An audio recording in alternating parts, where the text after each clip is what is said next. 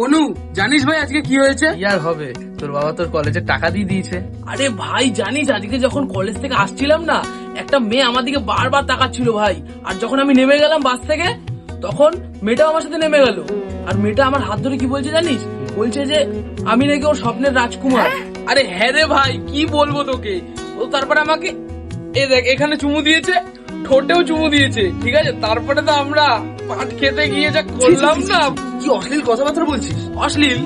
আমি কোনো জোর জবরদস্তি করেছি নাকি ওর সাথে? আজকালকার ছেলেপুলেরা ভালোবাসাটাকে পুরো নষ্ট করে ফেলেছে।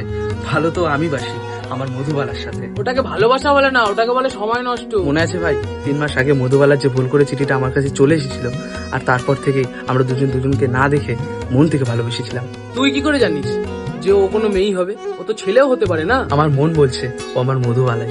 আর জানিস, কালকে আমার জন্য ও আমাকে নিজের হাতে তৈরি করা সোয়েটার পাঠিয়েছে, যাতে করে ও আমাকে দূর থেকে দেখলেই চিনতে পারে। ভাই ওটা এই সোয়েটারটা না তো? হ্যাঁ হ্যাঁ, এটা তো ওই সোয়েটারটাই। ভাই এই সোয়েটারটা তো আমি কলেজে পরে গেছিলাম। তার মানে যে মেয়েটার সাথে আমার দেখা হয়েছিল ওই মেয়েটাই মধুবালা।